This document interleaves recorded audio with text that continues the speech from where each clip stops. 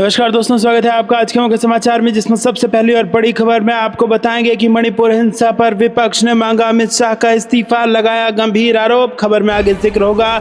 एक हैं तो सेफ हैं, राहुल गांधी ने पोस्टर दिखाकर दिया बीजेपी को जवाब। कांग्रेस ने महाराष्ट्र के लोगों से क्या वादे किए, ये आपको बताएंगे। आगे खबर में जिक्र होगा कि बीजेपी ने महाराष्ट्र से किया भेदभाव, प्रमुख प्रोजेक्ट गुजरात भेजकर खत्म कर दी नौकरियां, प्रियंका गांधी ने लगाया बीजेपी पर आरोप। इसी के साथ आगे जिक्र होगा कि महाराष्ट्र के लिए ये बात अखिलेश यादव ने जारी कर दी अपनी फाइनल अपील, कहा खोखेबाजी को हरा देंगे। और इसी के साथ खबर में आगे जिक्र होगा कि चुनाव आयोग से बीजेपी को लगा बड़ा झटका, जेएमएम की शिकायत पर विवादित वीडियो हटाने का दिया आदेश। दोस्तों, हर एक खबर की गहराई में आपको ले जाएंगे, लेकिन उससे पहले आपसे निवेदन कि वीडियो को कीजिए लाइक और चैनल को सब्सक्राइब करके बेल आइकन दबाकर कमेंट में लिखे जय हिंद। रुक करते हैं सबसे पहली और बड़ी खबर की तरफ। मणिपुर हिंसा पर विपक्ष ने मांगा अमित शाह का इस्तीफा, लगाया गंभीर आरोप। जी हां दोस्तों, कांग्रेस ने मणिपुर में जारी हिंसा को लेकर केंद्रीय गृह मंत्री अमित शाह से इस्तीफा मांगा है। कांग्रेस महासचिव जयराम रमेश ने प्रेस कॉन्फ्रेंस में कहा कि मणिपुर में हालात लगातार बिगड़ रहे हैं और 3 मई से राज्य में हिंसा हो रही है। उन्होंने आरोप लगाया कि प्रधानमंत्री नरेंद्र मोदी मणिपुर की स्थिति पर चुप हैं और वहां के हालात की चिंता किए बिना अन्य स्थानों का दौरा कर रहे हैं। कांग्रेस की मांग है कि प्रधानमंत्री मोदी मणिपुर का दौरा करें, वहां के नेताओं और सामाजिक संगठनों से मिलें और राहत शिविरों का निरीक्षण करें।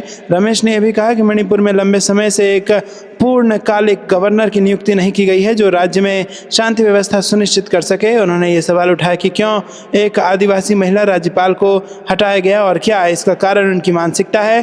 कांग्रेस ने भी आरोप लगाया कि गृह मंत्री ने मणिपुर के मुख्यमंत्री की विफलता पर कोई ध्यान नहीं दिया और बीजेपी के विधायक इस्तीफा दे रहे हैं। बावजूद इसके गृह मंत्री मुख्यमंत्री को बचाने की कोशिश कर रहे हैं। इसके अलावा कांग्रेस ने ड्रग्स माफिया पर प्रभावी कार्रवाई की मांग की है। रमेश ने सवाल किया कि अगर सरकार इस पर सख्त कदम उठाना चाहती है तो केस को क्यों लंबित रखा गया है और राष्ट्रीय जांच एजेंसी का उपयोग क्यों नहीं किया गया। दोस्तों, रुक करते हैं अगली ब्रेकिंग न्यूज़ की तरफ। एक हैं तो सेफ हैं, राहुल गांधी ने पोस्टर दिखाकर दिया बीजेपी को जवाब। कांग्रेस ने महाराष्ट्र के लोगों से क्या वादे किए, ये आपको बता दें। दोस्तों, महाराष्ट्र विधानसभा चुनाव के प्रचार के आखिरी दिन राहुल गांधी ने एक प्रेस कॉन्फ्रेंस की।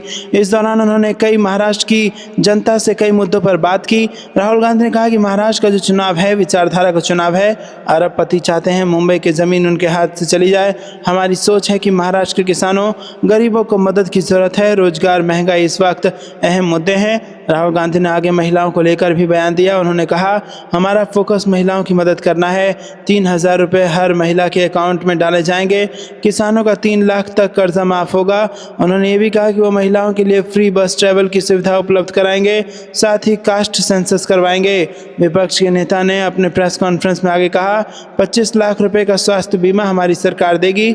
महाराष्ट्र में विधानसभा चुनाव के बीच कांग्रेस सांसद और विपक्षी नेता राहुल गांधी ने बीजेपी पर भी हमला बोला। राहुल गांधी ने बीजेपी के चुनावी नारे एक है तो सेफ है को लेकर बीजेपी पर हमला बोला है। दोस्तों, आपको बता दें कि राहुल गांधी ने कहा कि एक कौन है, एक नरेंद्र मोदी जी, अमित शाह जी हैं। उन्होंने कहा कि कष्ट किसको होगा, धारावी की जनता को होगा। राहुल गांधी का कहना था कि धारावी का भविष्य सेफ नहीं है। सवाल यह है कि सेफ कौन है। इस दौरान उन्होंने एक तिजोरी सबके सामने रखी, उस पर लिखा था एक हैं तो सेफ हैं। उन्होंने तिजोरी के अंदर से 2 पोस्टर निकाले। पोस्टर दिखाते हुए उन्होंने कहा कि यही है पीएम मोदी का एक है तो सेफ है। ऐसे में सवाल यह है कि आखिर सेफ कौन है। तो दोस्तों, यहाँ पर पोस्टरबाजी में अडानी और पीएम मोदी दोनों पोस्टर में साथ दिख रहे हैं। उसके नीचे लिखा है एक हैं तो सेफ हैं। तो दोस्तों, आपको यह कुछ लगता है कमेंट में जरूर बताइए। और आप भी अगर राहुल गांधी की इस विचार का समर्थन करते हैं तो वीडियो को लाइक जरूर कीजिएगा।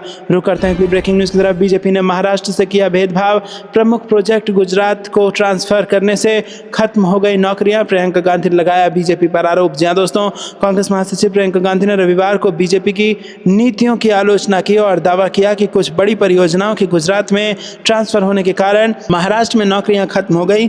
महाराष्ट्र के गढ़चिरौली में एक रैली को संबोधित करते हुए प्रियंका गांधी ने आरोप लगाया कि सत्तारूढ़ महायुति गठबंधन के नेता वास्तविक मुद्दों से ध्यान भटकाने और समाज का ध्रुवीकरण करने का प्रयास कर रहे हैं।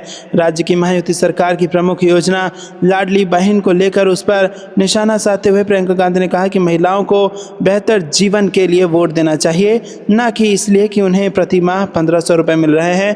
कांग्रेस नेता ने यह भी कहा कि अगर विपक्षी गठबंधन महाविकास अघाड़ी सत्ता में आता है तो वो सोयाबीन की फसल के लिए किसानों को 7,000 रुपये प्रति क्विंटल एमएसपी देगा।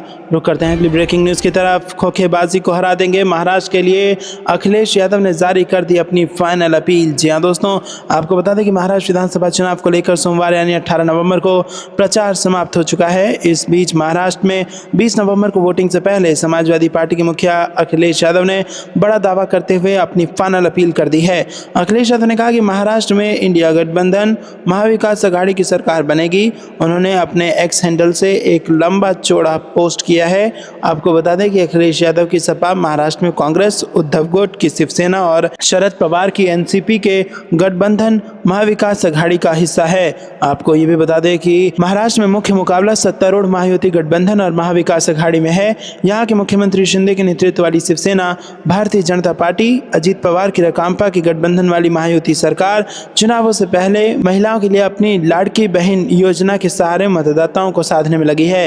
रुक करते हैं अगली ब्रेकिंग न्यूज़ की तरफ। चुनाव आयोग से बीजेपी को लगा बड़ा झटका। जी हाँ दोस्तों, जेएमएम ने कर दी थी शिकायत, जिसके बाद विवादित वीडियो को हटाने का आदेश पास हुआ है। चुनाव आयोग ने बीजेपी द्वारा सोशल मीडिया प्लेटफॉर्म पर किए गए पोस्ट के मामले में सीईओ को कार्रवाई करने का आदेश दिया है और साथ ही सोशल मीडिया पर किए गए पोस्ट को तत्काल हटाने का आदेश भी दिया है। झारखंड मुक्ति मोर्चा और कांग्रेस द्वारा बीजेपी फॉर झारखंड पर किए गए पोस्ट के संबंध में की गई शिकायत पर आयोग ने ये निर्देश दिया है। चुनाव आयोग द्वारा झारखंड के सीईओ को भेजे गए पत्र में कहा गया है कि कांग्रेस और झारखंड मुक्ति मोर्चा ने सोशल मीडिया एक्स पर और बीजेपी स्टेट यूनिट के फेसबुक पर किए गए पोस्ट के सिलसिले में शिकायत की है। इसमें कहा गया है कि ये वीडियो पोस्ट सांप्रदायिक और दिग्भ्रमित करने वाला है। यह आदर्श चुनाव आचार संहिता का उल्लंघन है। आयोग ने अपने पत्र में कहा है कि पहली नज़र में यह आदर्श चुनाव आचार संहिता का उल्लंघन है, इसीलिए इस मामले में तत्काल नियमानुसार कार्रवाई करने का आदेश दिया जाता है।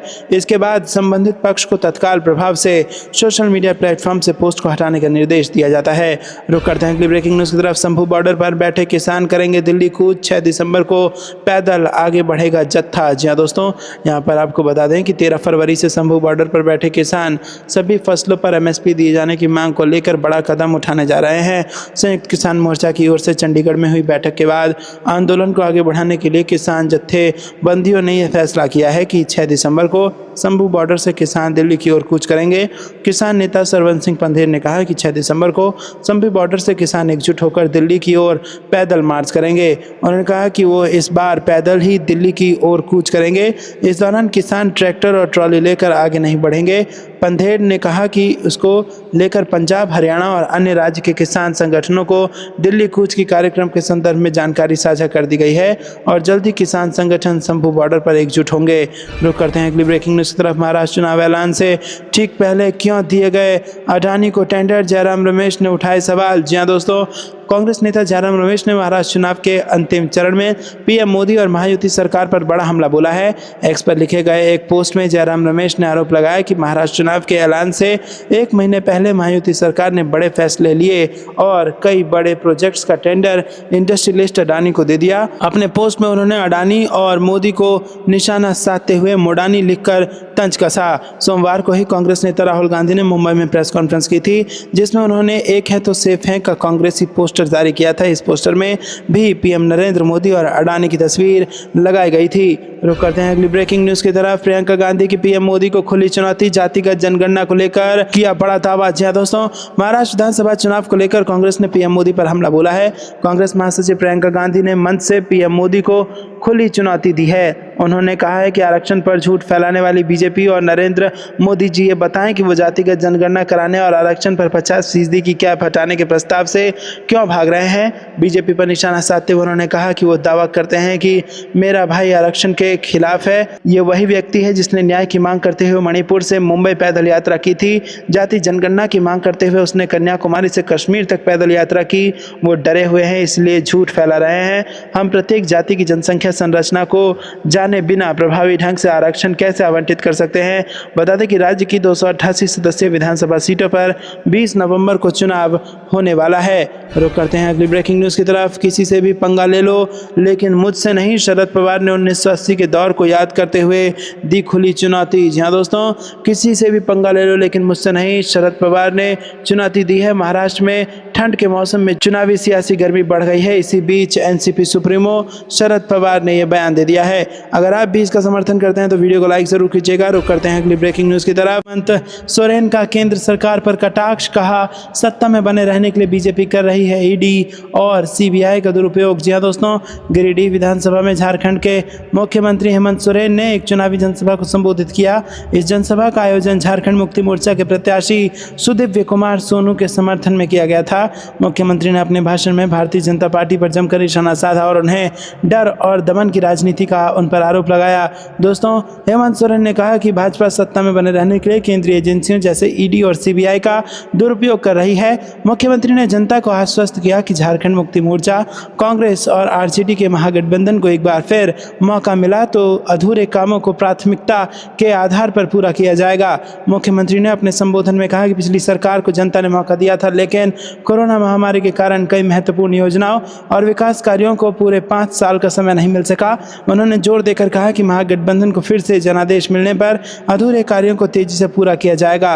भाजपा पर तीखा हमला करते हुए हेमंत सोरेन ने कहा कि यह पार्टी डर और धमकी की राजनीति करती है। उन्होंने कहा कि भाजपा सरकार ने विकास कार्यों की जगह भय का माहौल बनाया और अब केंद्रीय एजेंसियों का इस्तेमाल विपक्ष को दबाने के लिए किया जा रहा है। रुक करते हैं अगली ब्रेकिंग न्यूज की तरफ। मणिपुर में भड़के हिंसा को लेकर खड़गे का पीएम मोदी पर निशाना, बोले आपकी डबल इंजन सरकार, ना तो मणिपुर एक है ना सेफ है। जी हाँ दोस्तों, मणिपुर में हिंसा थमने का नाम नहीं ले रहा है। ताजा हिंसा में राज्य के सीएम के दामाद के घर को जला दिया गया। 6 विधायकों और 3 मंत्रियों के घरों पर हमले किए गए। इसके बाद राज्य के 5 जिलों में कर्फ्यू लगा दिया गया। हिंसा के मद्देनजर कांग्रेस अध्यक्ष मल्लिकार्जुन खड़गे ने पीएम मोदी का नाम लेते हुए केंद्र सरकार पर निशाना साधा है। कांग्रेस अध्यक्ष खड़गे ने पीएम मोदी पर निशाना साधते हुए सोशल मीडिया पर लिखा कि नरेंद्र मोदी, आपकी डबल इंजन सरकार में ना तो मणिपुर एक है ना ही मणिपुर सेफ है। मई 2023 में राज्य अकल्पनीय दर्द, विभाजन और बढ़ती हिंसा से गुजर रहा है, जिसने इसके लोगों का भविष्य नष्ट कर दिया है। हम इसे पूरी जिम्मेदारी के साथ कह रहे हैं कि ऐसा लगता है कि बीजेपी जानबूझकर मणिपुर को जलाना चाहती है, क्योंकि वो अपनी घृणित विभाजनकारी राजनीति करती है। रुक करते हैं अगली ब्रेकिंग न्यूज की तरफ। महाराष्ट्र के लोगों को बटेंगे तो कटेंगे जैसे नारों से भड़काया नहीं जा सकता, राज बब्बर ने महायुति को घेरा। जी हाँ दोस्तों, कांग्रेस नेता राज बब्बर ने शनिवार को कहा कि महाराष्ट्र के लोगों को वोट जिहाद और बटेंगे तो कटेंगे जैसे नारों से उकसाया या भड़काया नहीं जा सकता। पूर्व सांसद बब्बर ने यहाँ एक संवाददाता सम्मेलन को संबोधित करते हुए कहा कि प्रधानमंत्री नरेंद्र मोदी ने एक हैं तो सेफ हैं का नारा इसलिए दिया क्योंकि हो सकता है कि उन्हें समझ आ गया है कि महाराष्ट्र के लोगों को कोई भी बांट नहीं सकता। बब्बर ने कहा कि महाराष्ट्र के लोग हमेशा एक रहें, उन्हें वोट जिहाद और बटेंगे तो कटेंगे जैसे नारों से उकसाया या भड़काया नहीं जा सकता। जब देश का कोई नागरिक आजीविका की तलाश में मुंबई आता है तो कोई उससे उसकी जाति और धर्म के बारे में नहीं पूछता। उन्होंने कहा कि महाराष्ट्र और उत्तर प्रदेश ने लोकसभा में भारतीय जनता पार्टी की सीट कम करने में महत्वपूर्ण भूमिका निभाई। अजीत पवार और अशोक चौहान का नाम लिए बिना बब्बर ने कहा कि वोट जिहाद और बटेंगे तो कटेंगे जैसे नारों का विरोध उन लोगों ने भी किया है जो खुद को विपक्ष से अलग करके सत्तारूढ़ महायुति में शामिल हो गए हैं। रुक करते हैं अगली ब्रेकिंग न्यूज की तरफ। हम बाला साहेब ठाकरे के विचारों के साथ लड़ रहे चुनाव, राउत ने बीजेपी पर बोल दिया हमला। जी हाँ दोस्तों, शिवसेना के संस्थापक बाला साहेब ठाकरे की 12वीं पुण्यतिथि रविवार 17 नवंबर को मनाई जा रही है। स्मृति दिवस के मौके पर शिवसेना के दोनों खेमों की तरफ से पोस्टर वार सामने आया है। मुख्यमंत्री एकनाथ शिंदे की अगुवाई वाली शिवसेना की तरफ से प्रकाशित किए गए विज्ञापन में उद्धव ठाकरे के खेमे वाली शिवसेना पर तीखा हमला बोला गया है। स्मृति दिवस के मौके पर शिवसेना नेता संजय राउत ने कहा कि शिवसेना प्रमुख बाला साहेब ठाकरे जी का स्मृति दिन है। 12 साल बीत चुके हैं। बाला साहेब ठाकरे हमसे दूर सिर्फ शरीर से गए हैं, उनका विचार हमारे साथ है। महाराष्ट्र में चुनाव चल रहा है, पहली बार ऐसा लग रहा है कि बाला साहेब ठाकरे जी के विचारों के लिए हम ये लड़ाई लड़ रहे हैं। बाला साहेब ने शिवसेना की स्थापना इसलिए की ताकि महाराष्ट्र धर्म की रक्षा की जाए। राउत ने आगे कहा कि मराठी मनुष्य के स्वाभिमान की रक्षा हमारे विचारों की रक्षा है। बाला साहेब ठाकरे ने जो न्याय की बात की थी, आज उसके ऊपर संकट आ रहा है। महाराष्ट्र का सब कुछ कोई छीन कर लेकर जा रहा है। ऐसे में अगर हमको याद आती है तो बाला साहेब ठाकरे जी की आती है। हमारा स्वाभिमान अगर हमको रखना है तो बाला साहेब ठाकरे को हमको कभी नहीं भूलना चाहिए। इसीलिए आज का दिन उन्हें याद करने का है, उनके विचारों को याद करने का है और हम उनका विचार लेकर ये चुनाव में लड़ रहे हैं। दोस्तों, ये बयान संजय राउत का था। रुक करते हैं अगली ब्रेकिंग न्यूज़ की तरफ। अमित शाह और राहुल गांधी ने चुनाव आचार संहिता का किया उल्लंघन, चुनाव आयोग का बीजेपी कांग्रेस अध्यक्ष को नोटिस। जी हाँ दोस्तों, आपको बता दें कि महाराष्ट्र और झारखंड में विधानसभा चुनाव को लेकर सियासी पारा चढ़ा हुआ है। प्रमुख राजनीतिक पार्टियां जमकर प्रचार अभियान में जुटी हैं। इसी बीच चुनाव आयोग ने केंद्र की सत्ताधारी भारतीय जनता पार्टी और विपक्षी दल कांग्रेस दोनों को नोटिस भेजा है। यह नोटिस चुनाव प्रचार के दौरान अमित शाह और राहुल गांधी के भाषणों को लेकर दिया गया है। दोनों नेताओं पर अपने भाषणों में आदर्श आचार संहिता के उल्लंघन का आरोप लगा है। आयोग ने नोटिस जारी करते हुए दोनों पार्टियों से सोमवार तक जवाब मांगा है। चुनाव आयोग ने अपने नोटिस में अमित शाह और राहुल गांधी का नाम नहीं लिया है, जैसा कि आमतौर पर होता है। हालांकि पार्टी को अपने स्टार प्रचारकों के लिए जिम्मेदार ठहराया गया है। बीजेपी ने राहुल गांधी के 6 नवंबर को मुंबई में दिए गए एक भाषण पर चुनाव आयोग में शिकायत दर्ज कराई थी। वहीं कांग्रेस ने अमित शाह के 12 नवंबर को धनबाद रैली में दिए गए भाषण पर आपत्ति जताई थी। रुक करते हैं अगली ब्रेकिंग न्यूज की तरफ। बीजेपी आरएसएस के लिए संविधान एक कोरी किताब, राहुल गांधी बोले मुझे बदनाम करने के लिए करोड़ों रुपए खर्च किए गए। जी हां दोस्तों, कांग्रेस नेता राहुल गांधी ने शनिवार को कहा कि उनकी पार्टी संविधान को देश का डीएनए मानती है, लेकिन सत्तारूढ़ भारतीय जनता पार्टी और राष्ट्रीय स्वयंसेवक संघ के लिए ये एक कोरी किताब है। पूर्वी महाराष्ट्र के अमरावती जिले में एक चुनावी रैली को संबोधित करते हुए राहुल गांधी ने कहा कि संविधान में ये कहीं भी नहीं लिखा है कि विधायकों की खरीद फरोख्त के जरिए राज्यों में सरकारें गिराई जा सकती हैं, जैसा कि महाराष्ट्र में किया गया। रुक करते हैं अगली ब्रेकिंग न्यूज की तरफ। रमेश चेन्नीथला बोले महाविकास अघाड़ी को मिलेगा स्पष्ट बहुमत, दल बदलों की नहीं पड़ेगी जरूरत। जी हां दोस्तों, कांग्रेस के महाराष्ट्र प्रभारी रमेश चेन्नीथला ने रविवार को कहा कि महाविकास अघाड़ी को अपनी ताकत से चुनावों में स्पष्ट बहुमत मिलेगा और इस जीत के लिए किसी भी दूसरे पक्ष से दल बदल करने की जरूरत नहीं पड़ेगी। चेन्नीथला ने यह भी दावा किया कि सत्तारूढ़ महायुति में आंतरिक मतभेद हैं और भाजपा अपने सहयोगियों को खत्म करने की कोशिश में जुटी है। एकजुट है कांग्रेस, शिवसेना, यूबीटी और राकांपा शरद पवार गठबंधन। चेन्नीथला ने यह भी दावा किया। रुक करते हैं अगली ब्रेकिंग न्यूज की तरफ। दिल्ली में सियासी हलचल, बीजेपी से 2 बार विधायक रहे अनिल झा ने थामा आम आदमी पार्टी का दामन। जी हां दोस्तों, दिल्ली में रविवार को 2 बड़ी सियासी घटनाक्रम देखने को मिले। पहले दिल्ली में पर्यटन मंत्री कैलाश गहलोत ने आम आदमी पार्टी से इस्तीफा दे दिया और केजरीवाल पर गंभीर आरोप लगाए। इसके बाद बीजेपी नेता और किराड़ी से 2 बार विधायक रहे अनिल झा ने आम आदमी पार्टी का दामन थाम लिया। केजरीवाल ने अनिल झा को पूर्वांचल का सबसे बड़ा नेता बताते हुए उनका पार्टी में स्वागत किया और बीजेपी पर गंभीर आरोप लगाए। आम आदमी पार्टी का दामन थामने के बाद अनिल झा ने कहा कि पूर्वांचल के लिए अगर किसी व्यक्ति ने काम किया है तो वो अरविंद केजरीवाल हैं। 10 साल में अरविंद केजरीवाल ने पीने का पानी हर घर तक पहुंचाया। पूर्वांचल के लिए शानदार काम अरविंद केजरीवाल ने किया। बता दें कि अनिल झा भाजपा के 2 बार के विधायक रहे हैं। 2008 और 2013 में किराड़ी से उन्होंने विधानसभा का चुनाव जीता है। रुक करते हैं अगली ब्रेकिंग न्यूज की तरफ। अमरावती में बीजेपी नेता नवनीत राणा पर हमला, रैली में फेंकी गई कुर्सियां। जी हां दोस्तों, महाराष्ट्र के अमरावती जिले में एक जनसभा में पहुंची भारतीय जनता पार्टी के नेता एवं पूर्व सांसद नवनीत राणा और उनके समर्थकों पर कथित तौर पर लोगों ने हमला कर दिया। इस संबंध में एक अधिकारी ने बताया कि पुलिस ने शनिवार रात खल्लार गांव में हुई इस घटना के सिलसिले में 45 लोगों के खिलाफ एफआईआर दर्ज की है। मामले में 3 को हिरासत में लिया गया है। बीजेपी नेता की रैली में कुर्सियां फेंकी गई और धमकी भरे नारे लगाए गए। दोस्तों, उपद्रवियों ने राणा की सभा में बाधा डाली, कुर्सियां तोड़ी और तनाव पैदा किया। पुलिस ने राणा की शिकायत के आधार पर मामला दर्ज किया और घटना की जांच पुलिस कर रही है। रुक करते हैं अगली ब्रेकिंग न्यूज की तरफ। महाराष्ट्र में ना तो बहन और ना ही बेटियां सेफ हैं। गढ़चिरौली में प्रियंका गांधी का पीएम मोदी पर हमला। जी हां दोस्तों, कांग्रेस महासचिव प्रियंका गांधी ने रविवार को गढ़चिरौली महाराष्ट्र में जनसभा को संबोधित करते हुए प्रधानमंत्री मोदी के एक हैं तो सेफ हैं के नारे पर जमकर हमला बोला।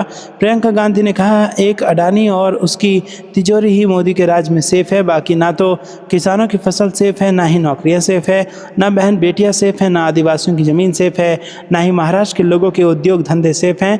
बता दें कि विधानसभा चुनाव के प्रचार के लिए अब आखिरी 1 दिन बचे हैं। विधानसभा चुनाव के लिए बुधवार को मतदान होगा। वोट की गिनती शनिवार 23 नवंबर को होगी।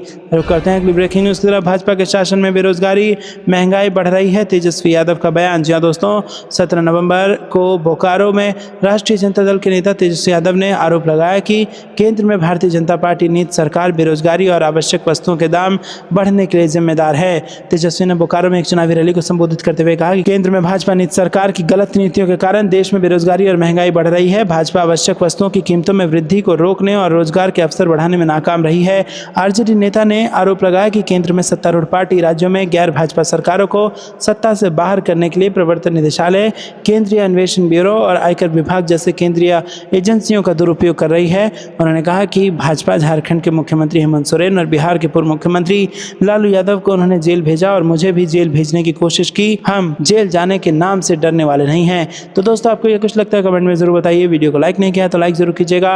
रुक करते हैं अगली ब्रेकिंग न्यूज की तरफ। महाराष्ट्र में राहुल गांधी का दावा, गौतम अडानी को धारावी की जमीन देने के लिए बीजेपी ने गिराई थी महाविकास अघाड़ी की सरकार। जी दोस्तों, महाराष्ट्र के अमरावती में चुनाव सभा को संबोधित करते हुए कांग्रेस नेता राहुल गांधी ने कहा कि महाराष्ट्र की जनता का करोड़ों रुपया सरकार ने हड़प लिया। आज महाराष्ट्र का हर व्यक्ति जानता है कि वो सरकार क्यों चुराई गई थी।